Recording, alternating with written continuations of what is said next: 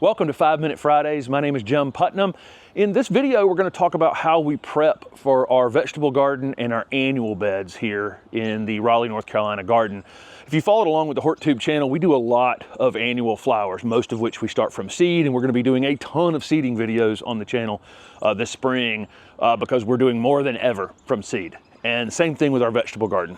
And there's really just no difference between how they're prepped. And that's one thing I haven't really talked about. You see tons of vegetable video, channels that are very specific to growing vegetables in the garden, vegetables versus ornamental horticulture. But when you're talking about growing annuals, whether they're annual flowers, for pollinators, or whether they're tomatoes, which are technically perennials, but we use them as annuals, it's the same exact process. And what we're trying to do, which is different than our other beds, which I'll talk about in just a minute, what we're trying to do is make sure that when we have a very short window to grow something, that we give it the best chance it can to perform. So if I'm putting this much effort and energy into starting zinnias or peppers or eggplants or vinca, for flowers or vegetables, that if we only have a 6 to 8 month window to grow those things, we want them to really be able to perform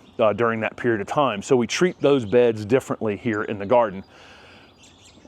If we were when we're doing our other ornamental landscaping out here, which would be herbaceous perennials, perennials that die back to the ground, or evergreen perennials, or shrubs, or trees, we tend not to add as much organic material. So we'll start with maybe putting down something like these wood chips that we've done over here in this little side lot recently that we're gonna wait to break down a bit before we start planting in them.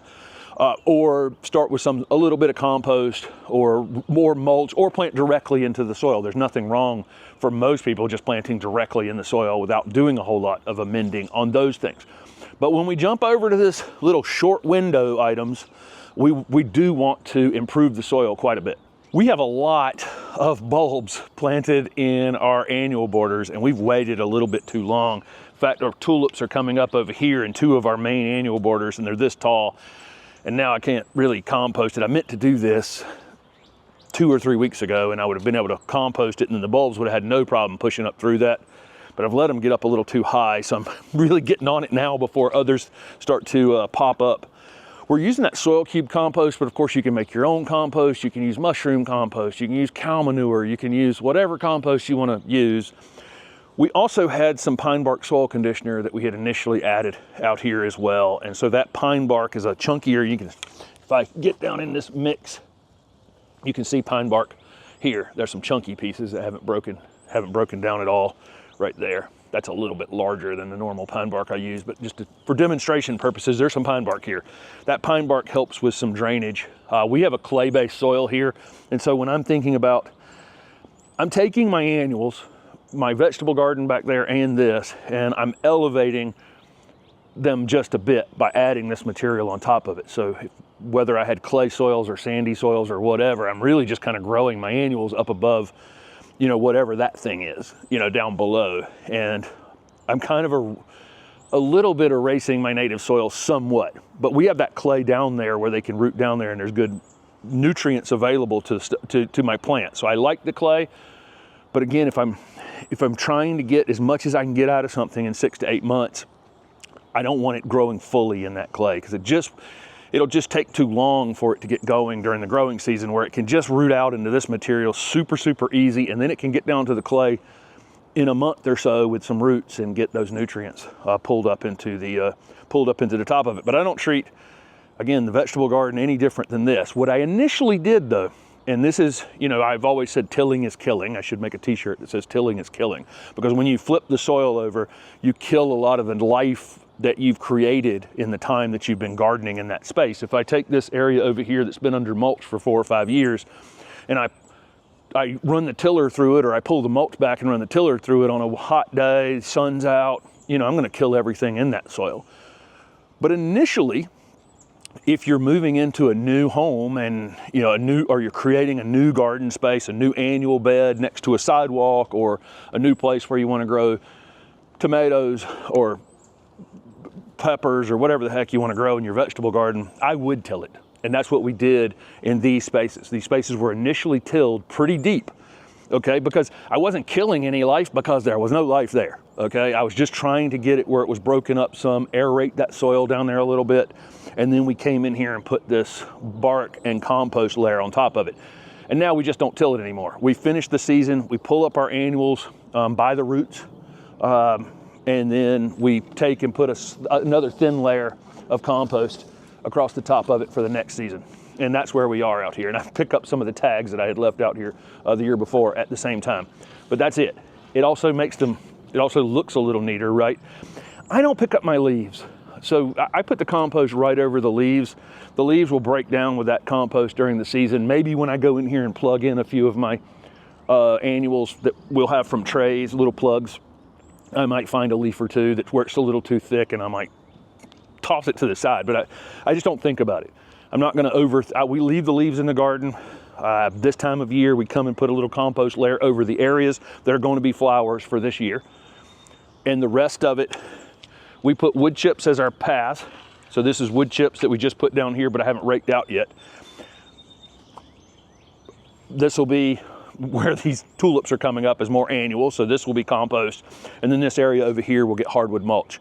And I like to put this hardwood mulch down in March or February because we get weeds. You know, the summer weeds start germinating. As soon as the soil temperature hits about 65 degrees or so, you get crabgrass germinating and a lot of weeds germinating. So I like to put a cap in that area. But that's the 3 types of soil covering I'm doing.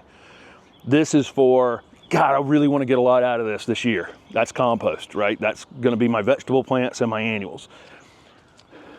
I want to walk on this space right here, and this wood chip material just makes such great paths. It really makes, you can have all kinds of paths, obviously, but this stuff makes great paths.